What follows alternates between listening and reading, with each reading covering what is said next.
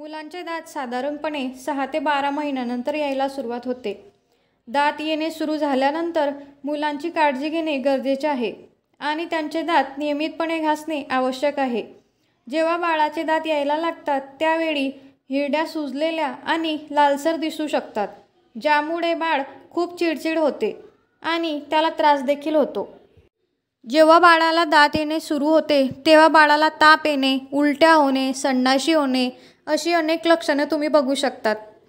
घाबरून न जाता जास्त त्रास झाल्यास डॉक्टरांचा योग्य तो सल्ला घ्यावा. व्हिडिओमध्ये पुढे जाण्याआधी अशाच अनेक माहितीच्या व्हिडिओसाठी माझ्या चॅनलला सबस्क्राईब करा व व्हिडिओ आवडल्यास लाईक नक्की करा. आपण जाणून घेऊया बाळाचे दात घासणे कधी सुरू करायचे.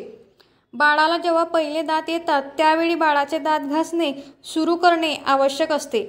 सुरुवातीला तुम्ही मऊ कापडाने किंवा बोटाला गुंडाळलेल्या कापडाने दात आणि हिरड्या स्वच्छ करू शकतात किंवा सिलिकॉन ब्रशने दात आणि हिरड्या साफ करू शकतात.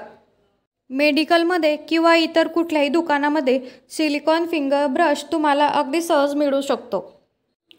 बाळ 1 वर्षाचे झाल्यानंतर दररोज सकाळ संध्याकाळ दात पुसण्याची सवय लावा.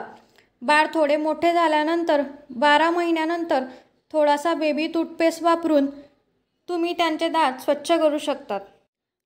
लहान बाळांचे दात घासताना पालकांनी काही खास गोष्टींची काळजी घेणे आवश्यक आहे. लहान मुलांसाठी खास बनवलेले मऊ टूथब्रश वापरा.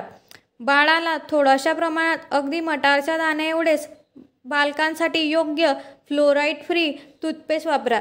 दातांच्या पृष्ठभागावर आणि हिरड्यांवर हलक्या हाताने घासून स्वच्छ करा. लहान बाळाला कोणतीही नवीन गोष्ट शिकवताना खूप त्रास होतो. ते ऐकत नाही, पण पालकांनी पेशन्स ठेवून प्रत्येक गोष्ट शिकवणे गरजेचे आहे. लहान मुलं जी गोष्ट डोळ्यांनी बघतात ती पटकन शिकतात. त्यामुळे पालकांनी ब्रश करताना मुलांना सोबत उभे करा व त्यांना ब्रश करणे शिकवा.